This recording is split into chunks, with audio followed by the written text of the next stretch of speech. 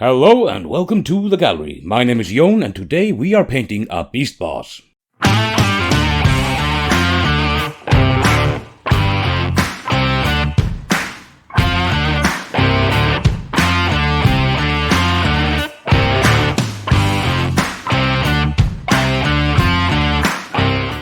Okay, I'm gonna keep this intro short because this is quite a long video that we have ahead of us. The Beast Boss, it's a new model, 40k Orc, and I really like it. It's got a really interesting flavor to it. So without any further ado or flair, let's just jump right into the painting. Right, here we have him. It's the new 40k Orc Beast Boss, and we put him into sub-assemblies. The squig, the head, and the body are all separate. It makes it easier for painting. We're going to follow a strict plan that I wrote up, and hopefully this will save both time and make the painting actually a little bit easier. First it's the organics, the skin, the face, and the squig, and the mouth, and the teeth, and all that lovely, lovely fun stuff. We're going to start with the orc itself. We're putting on a dark green undercoat.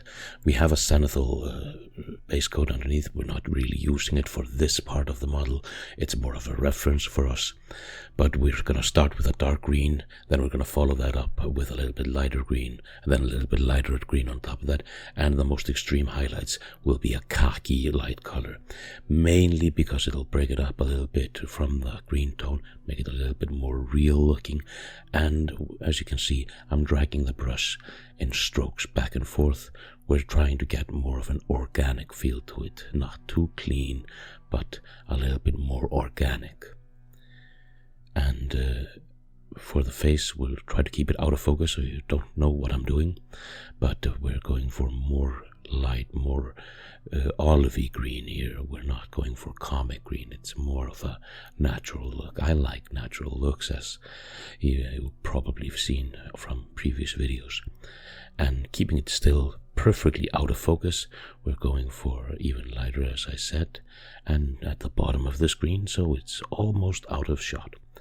And then khaki on top of that. And as you can see, we've put a lot of focus on the face. The actual skin on the body isn't that much. We put a little bit of highlights there, but I feel the face is more important in this model. And then purple shade, recess shade under the cheekbones in the eye sockets, just to break it up a little bit. Makes it a little bit more fun, it makes it a little bit more natural. Also underneath the chest muscles and by the straps and everything, keeping a little bit organic there, and purple for more natural look. The mouth is just a pink color, a light pink color.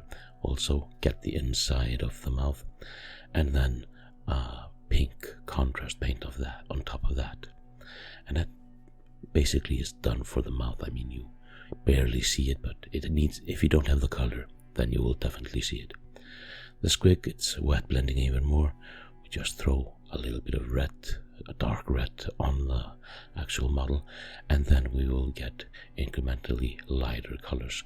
We're only using 2 red colors for it, well, a red and an orange, and we're mixing it up on the wet palette, as we will do with many colors during this process. Most of the stuff that we will be painting here is going to be simple methods, but there's going to be a lot of them. So that's why I broke it up into all these various sections, just to make it a little bit easier. A little bit of yellow glaze into the eyes. I glaze it with contrast paint for this case, because I'm not feeling confident enough this day to put in the pupils on him, so we're just going simple for him. And then also for him, because we have that lovely white zenithal underneath on the eye, let's just throw a contrast over that, and then we'll fill in a pupil in a little bit.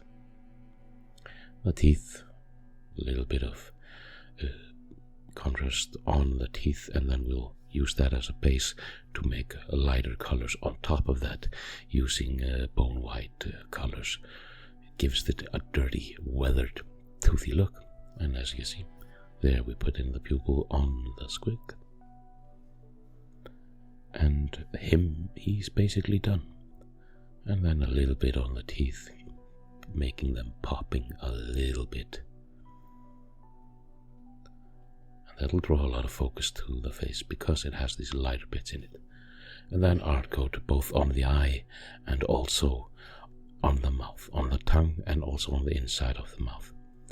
And that means the skin is all done. The hair has this lovely zenithal undercoat, so we're just putting down some black contrast paint on it, and we have the darker shadows from the zenithal underneath. Now we are really using the zenithal undercoat to our advantage.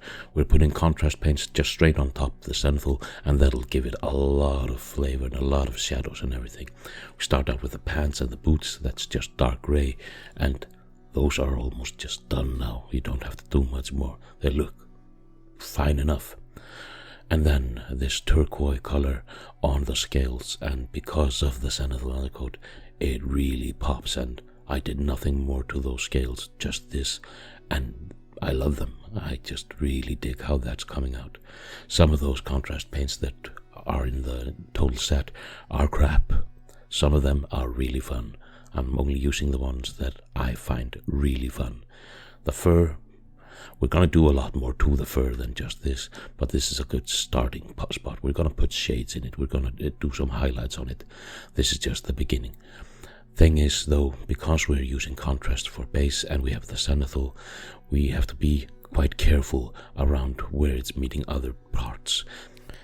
The thing is, with the zenithal undercoat, if you go into the other parts with the contrast paint, you can't really fix it by putting down some white paint or something like that, because it doesn't really feel the same more often than not. So just being a little bit careful with the brushwork, and you should be fine. A little bit on all the horns that are sticking out there. We'll do a little bit of shades on them later on, and then we enter the white armored parts of him. I must say I'm not happy with the color I chose for it. It's a little bit too white in my opinion. I wanted something a little bit more tan. We try to fix it up a little bit later on, but overall this part, full disclosure, I'm not too happy with. Could have been done better, but it worked out okay. It's not exactly like the box art, but however, my models usually aren't exactly like the box art. This step couldn't really get any simpler than this. We're just putting base coats on a model. It's pretty damn straightforward. We're putting red paint on the bits we want red. It's a dark red paint because we want it a little bit on the dark side. We're going to make it even darker later on, and it'll contrast well with the white colors and the lighter tones here and there. And it's a couple of layers and you're done with that. Then we have some brown straps. It's the belts, it's the leather straps, and just be careful you're not hitting the other bits, and then you should be pretty damn fine with that. And after that we're gonna put some yellow on the cables with a little bit of hazard stripes, and then this part is done. And since it was so simple, I would like to spend the time while we watch me paint the thing in mentioning that we have all those buttons downstairs underneath the actual video where you can press so you get notified about new videos, and there's interesting stuff around the corner in my opinion. And by all means click that like and share and subscribe and bell and whatever they all are down there. This step will be quite easy. We're putting down shade on the model, and we're only using two colors for this step. It's Null Oil and Agrax Earthshade. I'm gonna start with Agrax Earthshade. We're gonna put it, completely coat many parts of the model with this shade. The white armor, we're gonna darken it down and make it a little bit more natural. Try to fix up all that white, too white armor that I made earlier that I didn't like, and it goes a long way to help with that. We're also putting it on all the leathers, the straps and the belts, and we will also run it a little bit into the fur just to make it a little bit more interesting, give it a little bit more oomph, so it's just not that one different variant of the same color. We're putting this in it. We're gonna put a little bit of Null Oil as well in it.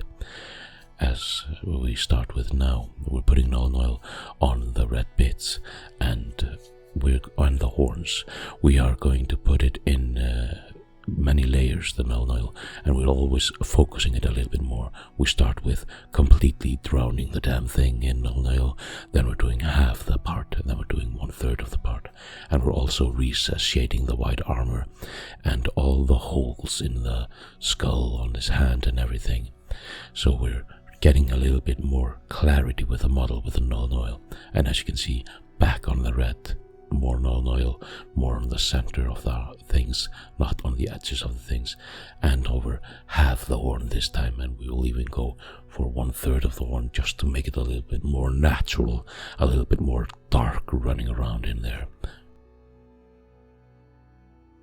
Well, dry brushing can't get much simpler than that. I was going to dry brush the scales as well, but I really like the scales, so I left them as is. So we start by dry brushing the fur, and it's the only part we dry brush, and we're doing it in incrementally lighter colors. We start out with the same base coat we started with, Mornfang brown, it's the same we had on the leather, and then we add a little bit of bone white into it, and then just pure bone white in the rest. And that is pretty much the fur done. We've got a lot of fun bright colors going around in the darker colors of it. I like it.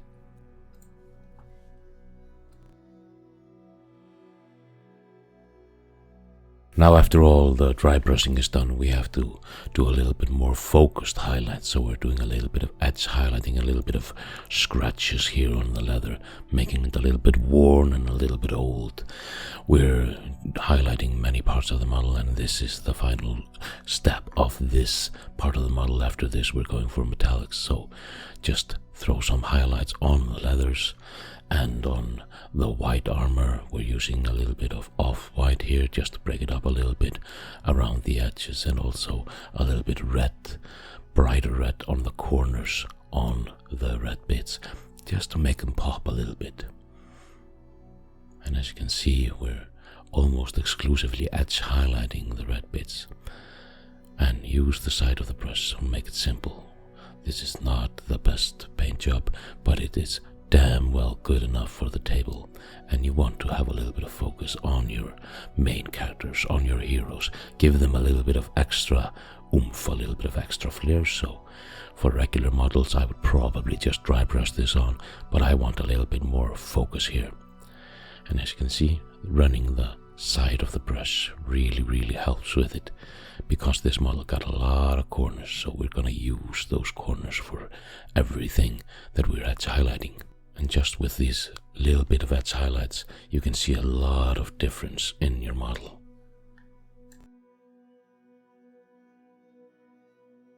And now it's for the final step of actually painting the damn guy. We're putting some metallics down. The reason why I put them all in one go is because I don't want to mix up metallics and regular paints. When I'm painting, I find they might cross-contaminate both on the wet palette when they're maybe slushing around a little bit, and also in the water pot and everything like that. So I try to keep them as separate as I can. It's silver paint, and I highly recommend using Vallejo Air silver because it runs so smooth. So we're putting that on almost every part that is metallic, and also on all the bolts and nuts and screws that are sticking out here and there. And there is a lot of them, so keep your eye open if you're painting this guy or similar guys, where those bolts and nuts and screws are. And then we're putting some gold on just random bits. We're focusing on the extra bits screwed on top of the graspy, clawy, handy type thing, so the teeth-ish there, and plates here and there, and different parts just to break it up and give it a little bit more color, a little bit more fun stuff to it. I mean, just one color is not that much fun. We want to mix it up, have it a little bit interesting. Also, all those dangly bits, that decoration that he has stitched on top of his horns and clothes and armor and everything, let's have them gold, why not? He's a fancy guy. After we put all these base coats down, we start by putting on some Aircrash Earthshade, especially on the silver bits. And then in many layers after that, we are going to put some null oil on him. You could use contrast paint for that step. Instead of putting 3 layers of null oil, you could put just one layer of Black Templar or Basilicanum Grey or something like that. But for the armor, I find that Null Oil, putting layers of that and focusing it a little bit, for the metallics, I mean, I find that it helps more for control and it gives it a little bit more metallic sheen afterwards. So just give yourself a little bit of time, be sure it dries in between, and put some layers of Null Oil on it. It'll look better in my opinion. Also, fairly valid using oil washes for this. I could have done that. I just didn't feel like it, to be honest. So, as you can see, with 2 layers of Null Oil, it's getting quite dark. On the 3rd layer, it's really getting dark, and I find that's fitting. I mean, he's not using the newest products. He's going to be using an old steel thing. Then, a quick dry brush of silver, and that can go over the gold bits as well, because on the corners, it's gonna be manky and disgusting. And then after we dry brush it a little bit, we put some focused highlights with some edge highlighting of the same silver, and also make some scratches here and there where it might have gotten scratched in his many fights.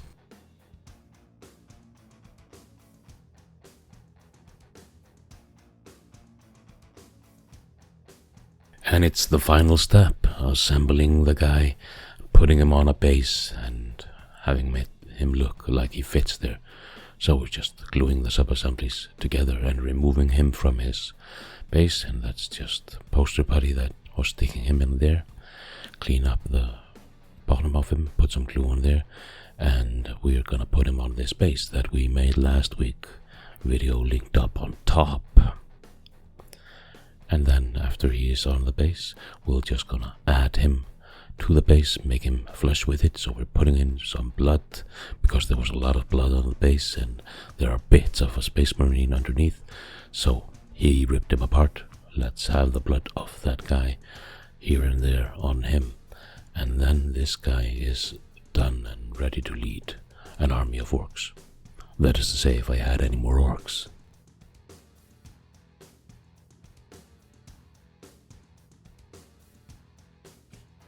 And there we have him, the new Beast Boss from Warhammer 40k.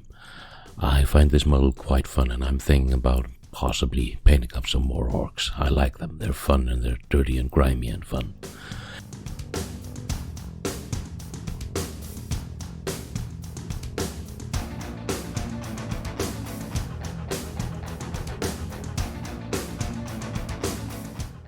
Thank you very much for joining me here today. There are links in the description for all kinds of stuff, social media and various tidbits. You do with it what you will. Like, share and subscribe. Keep it cunning, keep it brutal. But until next time, farewell.